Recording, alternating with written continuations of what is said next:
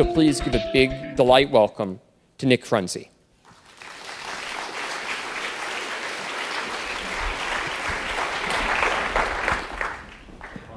Thank you, sir.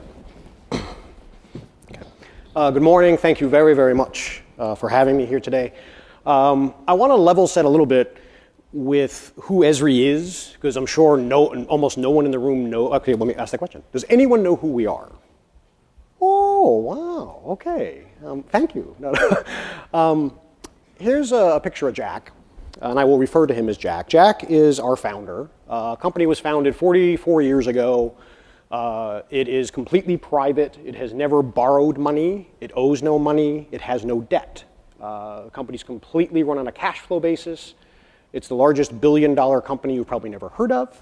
What we do, as Dave quickly described, is provide basically geographic information systems. We provide a geospatial platform for anyone that has questions about geography. So everybody here knows Google Maps, Bing Maps. That's the visualization portion of geography. What we do is we do that as well, but we do the questions. Like, so, okay, where does Starbucks want to put a new location? Where does TriMet here, how do they want to manage their rail infrastructure? How does the power company want to deal with utility poles? How does the city want to deal with zoning? Almost any industry, private company that wants to deal with space, you can use our technologies to do. And if you look at, this is a quote I think from Forbes, we've just kind of grown. We're successful. We've never laid off an employee in 44 years because we've just grown continually. And the thing that's really interesting about us is Jack's ethos. It's all about customers. Customers drive what we do. Customers drive our development. We continually listen to customers. We do, before this conference that Dave mentioned, we do a survey that goes out to everybody who's going to come to the conference. We get about 1,200 to 1,500 responses. I end up sitting in a room with him, our CMO, and one of our product engineer heads, and we go through every comment on every survey.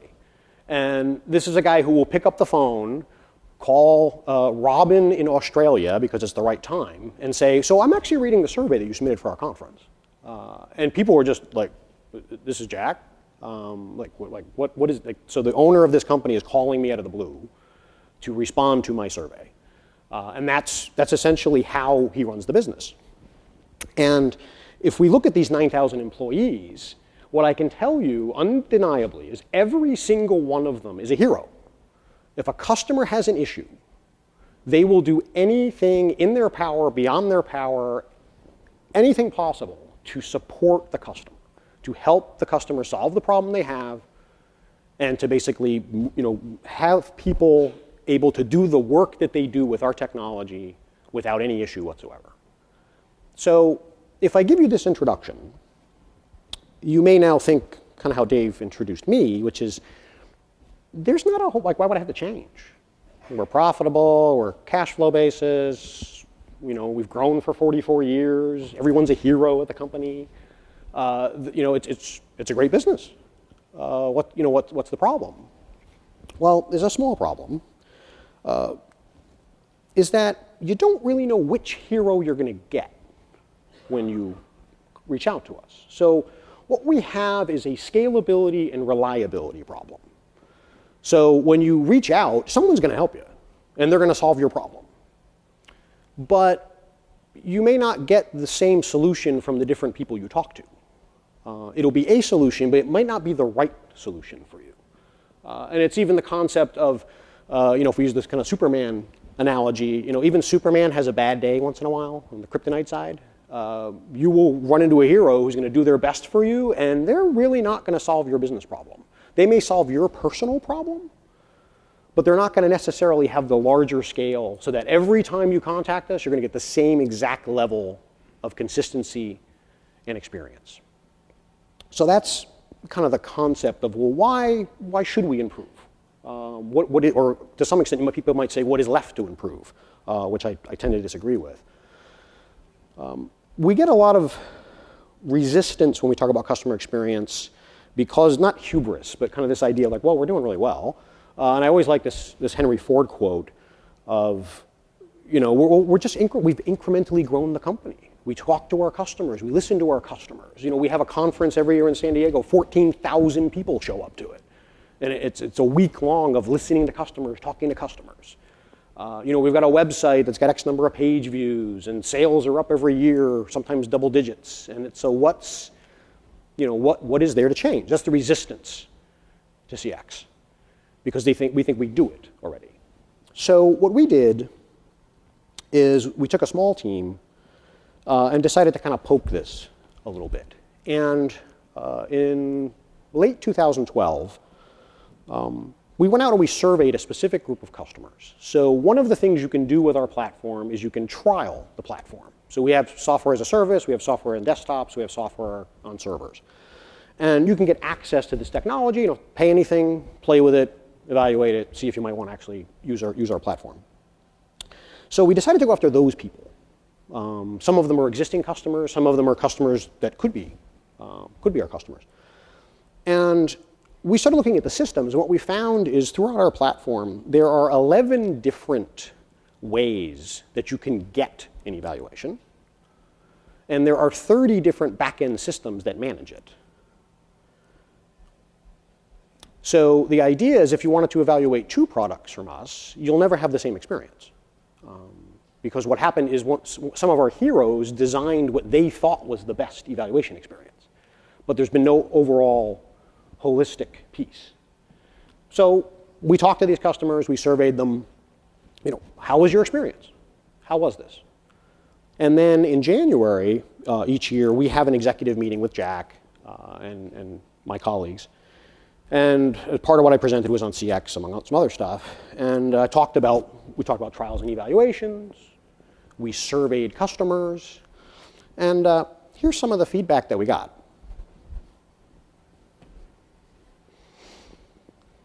I especially love the grad school comment, actually. So we're really successful. We are, actually. But this is the passion we can drive people to say. That's the other thing that is great about our customer base is that they are completely transparent to us. So when we screw up, they're very good at telling us we screw up. So I kind of talked about this in the meeting. I got everybody's attention. And then there was this last little bit. And when you work for a privately held company, ooh, this is not a good thing to see. Because Jack takes it personally. So this, I wouldn't say galvanized, but it kind of removed a barrier in the company to say, well, yeah, we should probably look at this stuff. So what we did is what many companies that deal with CX do is basically understand that we absolutely do have a problem. It may not seem like a problem, but we have a problem. And the thing that I made sure to kind of close the deal in this meeting was, because I had everybody kind of speechless based on the I hate Esri thing. I said, so, well, what about, do we know how many customers we lose every year? Like, I know we grow every year, but do we know who doesn't pay their subscriptions, pay their maintenance? And a couple of murmurings in the room, and the COO says, well, yeah, you know, in SAP, we know who does that. Okay, that's great. I said, have we ever asked them why they left? No. The sales guys kind of know in some cases because they had a conversation about collecting a bill they couldn't get. And then being, I guess, I don't know, Sicilian from back east originally, I went in for the kill and said, so what about, like, so we get revenue every year, customers stay with us. Have we ever asked them why they stayed? No. Nobody's ever asked the question. So we have a problem. We need to actually start asking. We need to actually, instead of simply listening, we need to actually engage. So what we did is what many organizations have to deal with is silos. We are, again, a very successful company. We have silos within our offices in the US. We have offices in 80 countries. So there's a lot of ways people are doing business as heroes to try to help customers. And so one of the things we did was we basically got 40 people together from across all the silos in the company, as well as some of our international offices, brought them into the office and had a very simple, as again, anybody who's got CX experience, a customer journey mapping session. And for me, what was interesting was it was the first time in my career, and I've been there a very long time. The way I always describe it is I had hair when I started, so that may give you an idea how long I've been there, that people across the organization were just talking to each other. People who'd never met, business units that had nothing to do with each other on a day-to-day basis were having conversations about what the customer should do and what we should do for our customers. And the one real moment for me that I knew it was successful is we've got stages posted on the wall, stages of the journey, and groups are talking, and I'm walking around the room, and I walk up to one group, and this one woman from professional services is saying, well, in PS, what we do, and she goes on to describe this thing. And our professional services group is a very strong, very profitable business. And I'm waiting to see what she does. And she finishes, and she says, well, so you all understand that now. And I go, oh boy, here we go. And she says, so now how do we take that up to a corporate Esri viewpoint?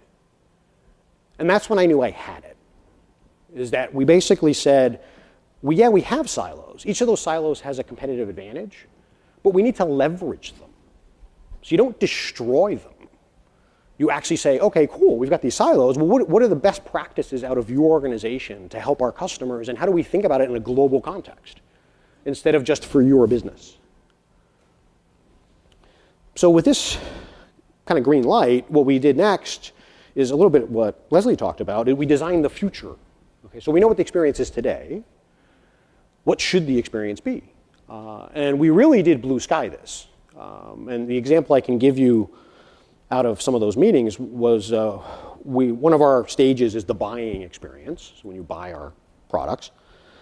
And there was a concept of, well, how am I going to buy if I don't engage with a salesperson, if I should just kind of do it through through a digital experience. I just want to buy your technology and configure it and configure the contract and do everything with that.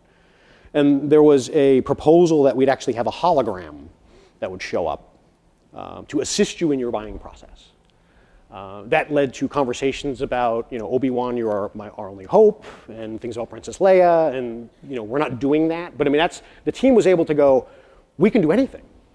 We don't have to worry about the fact that we work for a 44-year-old company that has consistently evolved. We can actually just decide, how should we treat our customers, knowing that we want to treat them well.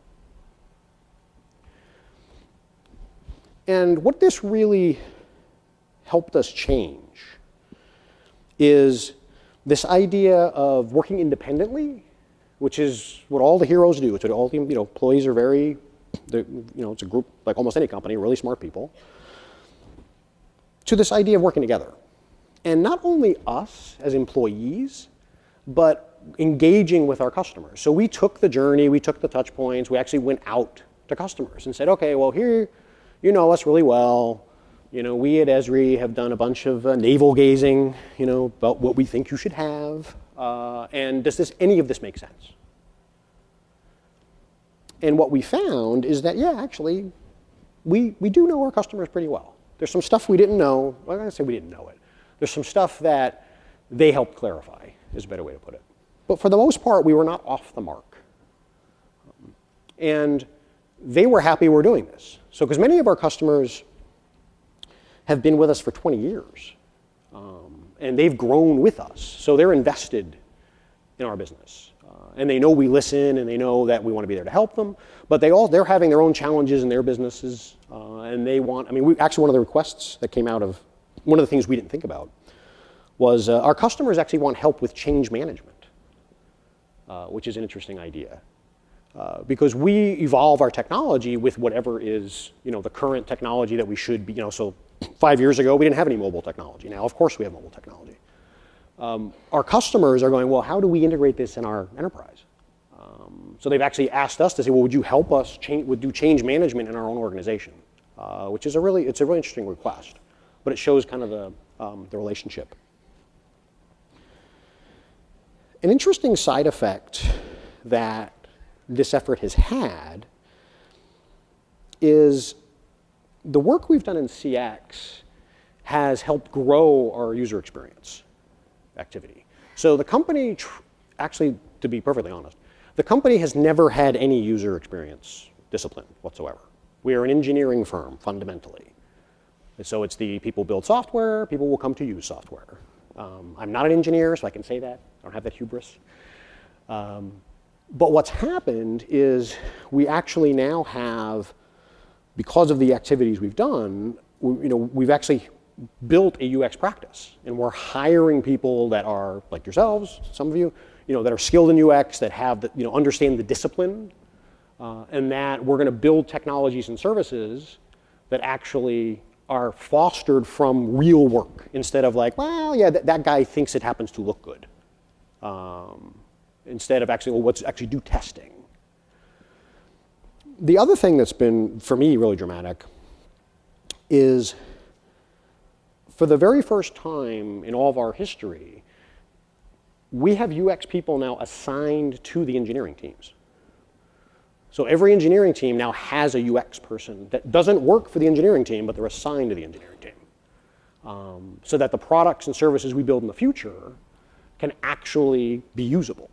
Because the big push that the team that I work with is kind of working with is that, yeah, we're a B2B company, but everybody that uses our technology is a consumer. And consumers expect something today. So we can't treat basically our consumers like a business. We have to treat them like consumers. The other thing that has been really interesting about this is the linkages between, and this may be something, maybe a stretch, this may be something that will bore you, but in my experience, I've had a really interesting case where the CX and UX meet up. And if we look at the idea of customer experience as the journey and user experience as kind of what happens when the customer does something, what we've extended it to is also the human aspect of experience. So what do you do with an employee when you interact with us? Which is kind of an interesting piece. What we are trying to build is a unified global goal, how to actually do this around the world. And it is a work in progress. This whole thing's a work in progress. I'll close with the path that essentially we've taken, I've taken, and what maybe, and I hope, is some takeaways for you folks. The first thing is you have to be humble. So when you get people together to make these changes, it's really about them. It's not about you as a leader. It's not about you as the person. It's about, okay, how do I enable you to do the work? You also, this is more of a personal thing, I have this concept of a viral activity. And I have a background in medicine, and I was not a sick child, but I just have this virus thing. Is that what we do is we infect people with CX. So when we took that group of people together, we taught them all about the customer journey, taught them about touch points. They all went back to their silos. And now when I go to meetings, across the company, oh, customer this, user that, everyone and their uncle is now talking about the customer experience. And those people have not necessarily worked on our projects. But it's basically spreading essentially like a virus throughout the company at the ground level. Another thing that's essential is a safe environment. You want your people to play well together.